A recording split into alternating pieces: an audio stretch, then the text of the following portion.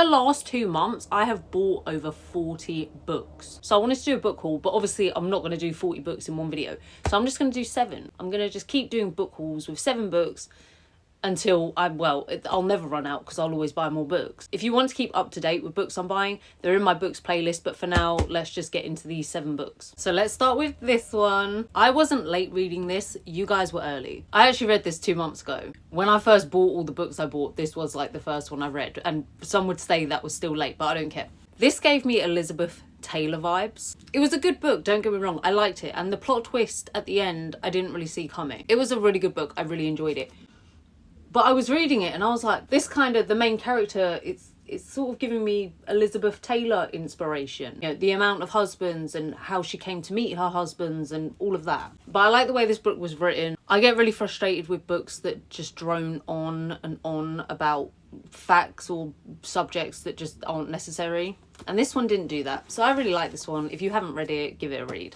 Hillbilly Elegy. Yes, it was published in 2016. I'm late again. The thing is, I have so many books on my TBR list that I will never read books when they're immediately released. It will always be years later. I have yet to read this. This is the next book on my to-read list. Because if I watch a film before reading the book, I won't read the book. Even though I know books are always better, I just won't. It's the reason I've never read the Harry Potter books. I saw all the films, and now I don't want to read the book. I really want to see the film, so I'm going to start reading this tomorrow so that I can quickly finish this. I reckon I could finish this in 2 days.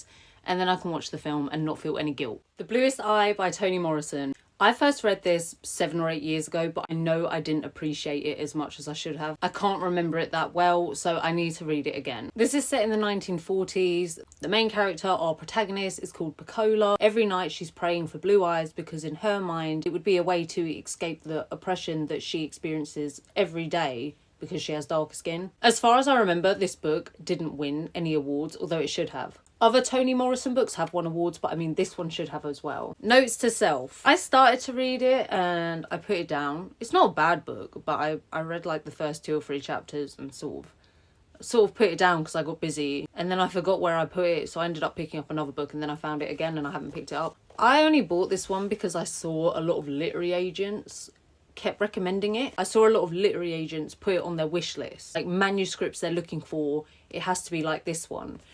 I don't know.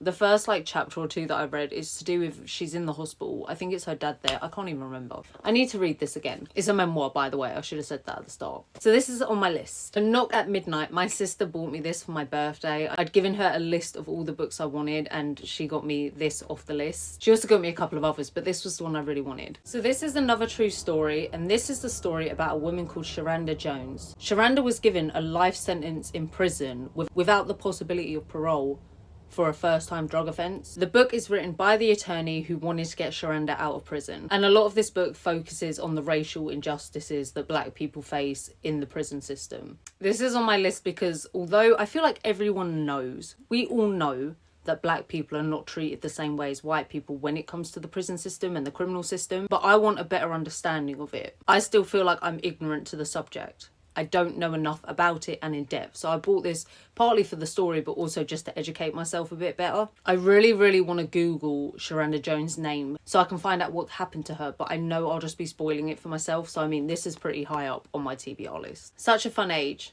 Just listen. This drew me in instantly. When Amira is apprehended at a supermarket for kidnapping the white child she's actually babysitting, her employer Alex resolves to make things right.